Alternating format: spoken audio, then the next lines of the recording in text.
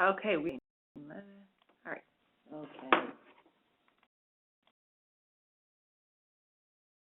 All right, so this month's coffee chat is on expediting your background investigations. You could join us today, and hopefully we'll give you good information about how you can speed the process along a little bit.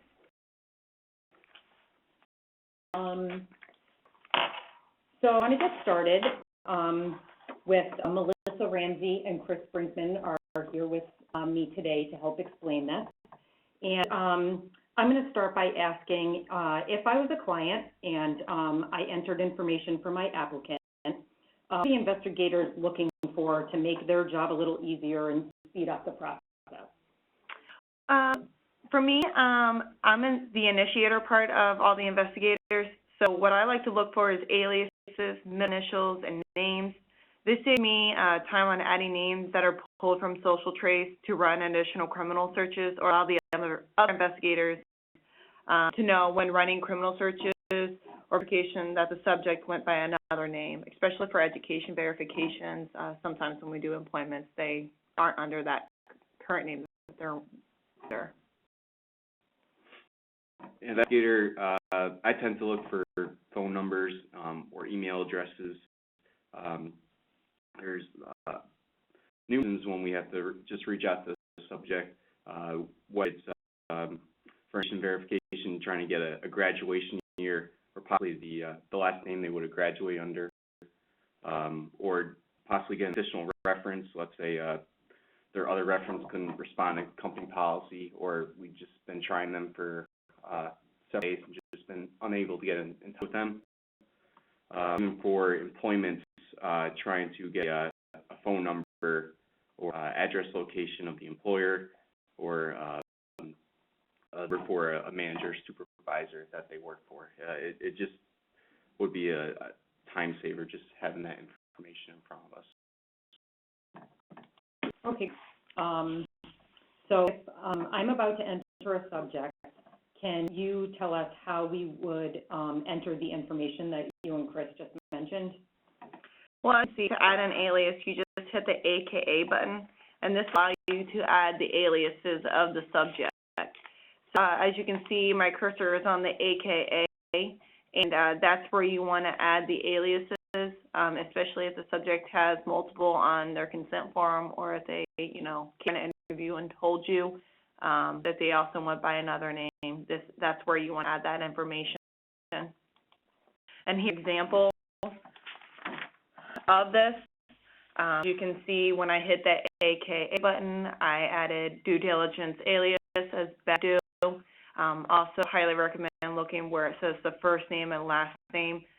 Sometimes we do get our clients that will enter them backwards, so just make sure you are aware that it's first name and then last name. Also, what our other investigators find helpful is to add the full middle name for common names like, for example, John Smith. So they're running inquiries and have a hit, we're able to roll out or confirm the information by using the applicant. And especially a lot of our clients do a healthcare comply plus, and if they get like a John Smith and he goes by John Adam Smith, the investigators can use that information to rule out a lot of those hits. Chris also mentioned earlier that it'd be nice if the client could give us phone numbers and email addresses for the applicants when we're putting in information, but I don't see room for that. I am so glad that you just asked that, because I have an answer for you. If you Thanks. if you see in the message box, right under the submit section, Melissa's pointing to it right now with her cursor. You can add contact information right there of the subject, and then see later on in the presentation that there's also other ways you can add in the information for when we do the references, employments, or education verification. You can see add service. If that set you up with a package, we want, like some of our clients will have a set package that we set you guys up with, but if you're not, then you want to click on the left where it says add service, As you can see, when I added a reference, it's right above it, and that's the inquiry that you to use in order to add anything.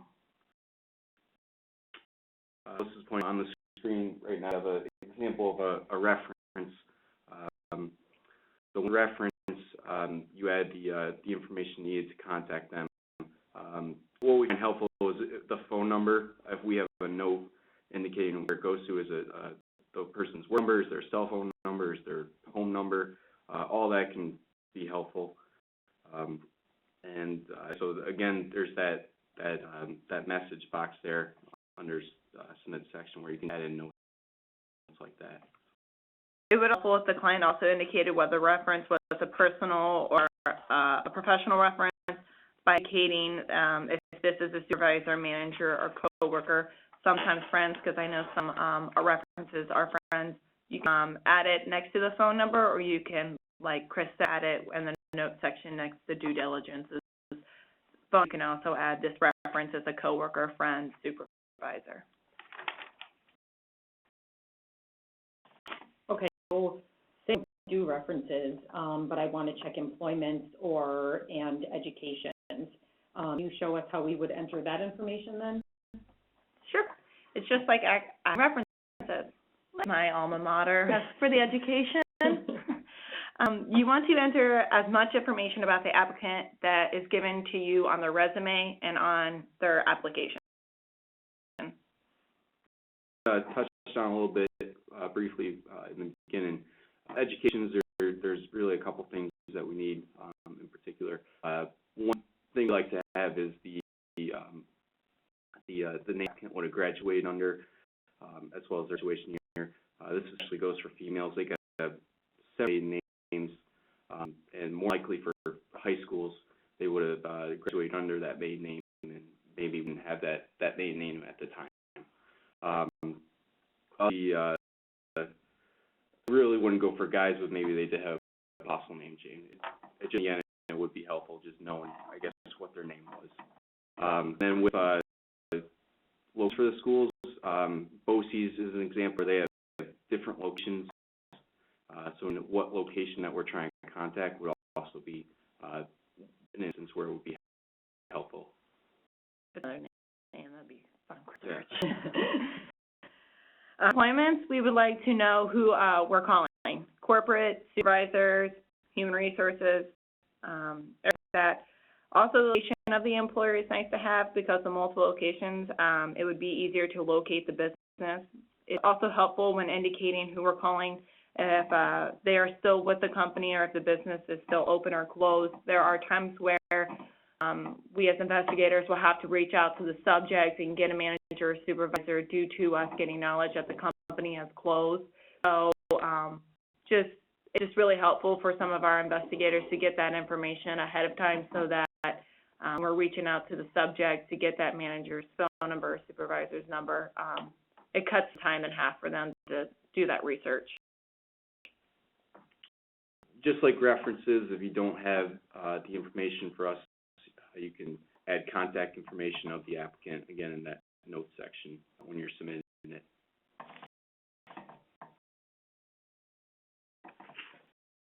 Okay, what if an applicant disclosed on the consent form criminal information? How would I be able to let you guys know that information? Well, there's tons of ways to do that. One of the ones I want to stress to our clients is if the subject mentions sitting on the consent form, to fax that consent form over. There's also an inquiry that's called a customized inquiry, where you would just click on add service in its alphabetical order, and you just want a customized inquiry and just autofill that name and just put in there what that subject might have, disclosed to us. If he disclosed a misdemeanor felony and you got a DUI in Albany in 2001, go ahead and mention that in the customized inquiry, but also fax that consent form over to us at our fax number, which is 1-297-3858. And you can also send that over via email, password protected, to our email account at commercialinvestigationsllc.com. You can email us the information that you put into like a customized inquiry, to that staff email account. Make the subject line, due diligence as an example is the subject's name, and then just put, hey, just let you guys know, subject disclosed a DUI in Albany in 2001. Want to let you guys be aware of that when running those criminal searches. So any way to get that knowledge over to us is very, very helpful. And for our inquiries, we also offer a rush inquiry, and that's really as simple as all you do is just go click on that service, scroll down, and you'll find rush. It's alphabetical, so you would just scroll all the way down to R. It's really actually a great way for us investigators to know really the importance of trying on that report that you guys want as quick as possible for you. It's just a great way to reorganize and just get it done as quickly as we can.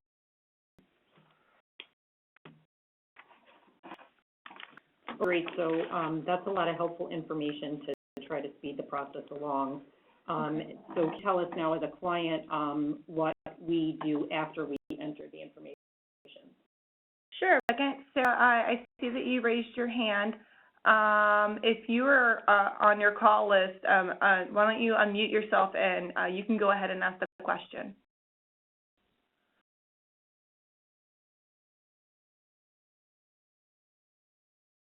What caller you are. She raised her hand. Oh, maybe, but you can always chat us as well if you have a question. Sure, Court. If you put a credit report or a motor vehicle report, you'd send us the consent forms. We get audited from a few of our vendors because of this information. It's very highly sensitive, especially employment and credit reports. So we want to highly recommend you sending us that information.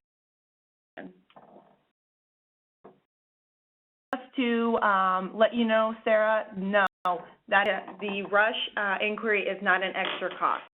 What it does is you just add it into the system, and we have an investigator who goes over the rush inquiries in the morning and then again in the afternoon.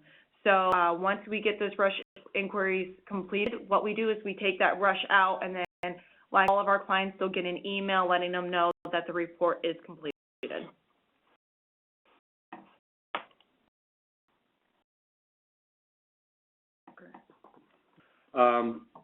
Also with the consent forms, we find it helpful and also recommend it that if a client has a background report, especially if they do employment or education verifications, in that consent form already will be time served in case either the employer or the school is asking for a consent form that's sent to them by fax.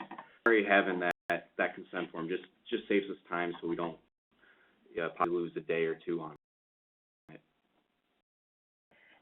As you guys know, as clients, if you're not a client, this is where you will find out more information about us. But for our clients, if you just go on to www.commercialinvestigationsllc.com/client, it's going to bring you to our client page, and here is all of our consent forms that you may need, including out-of-state consent forms that you may need.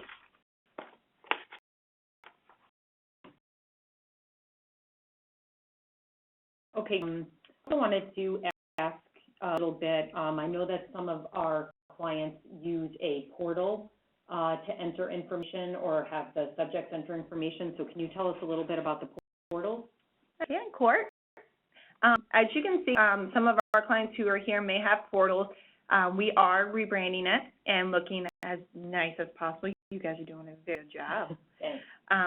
So our highly secured co-branded portal and an electronic signed consent form allows the subject to enter their personal data and authorizes the organization to run a background investigation. The great thing about the electronic forms is it does things. It eliminates the organization's data entry. It definitely used for time management. A hard copy of a consent form. Some ones who enter their own personal information, so it's hard for them to screw that up. It reduces duplication, protects sensitive data, and ensures compliance with the FCRA.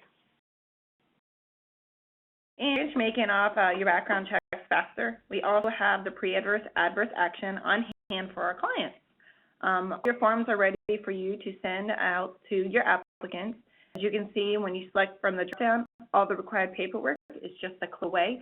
And as you can see, we finally added Article 23A, so you no longer have to go on the client page to find that as part of your drop-down now.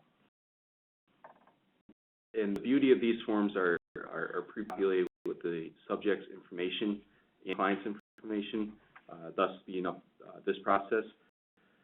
You can, if you have any, just want to look over, if you're not really familiar with the process or just want more clarification on something, you can go over to our website, and in the series we have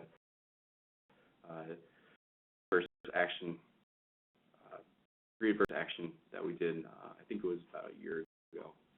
But I suggest looking over if you really want to learn more about that process, or you could even call us and we'll go through the process with you. Thanks very much, Melissa and Chris. I think that was very helpful. I'll show everyone just little things that we can do to help it go a little faster. So does anyone have any questions or comments at all? Unmute yourself.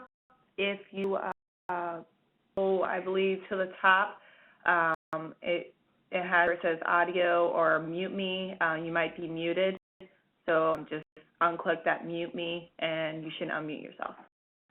Or you could chat. Or you can chat.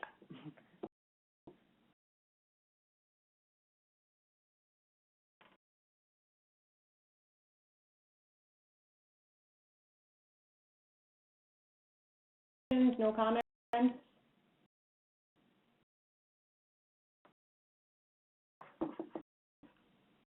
All right.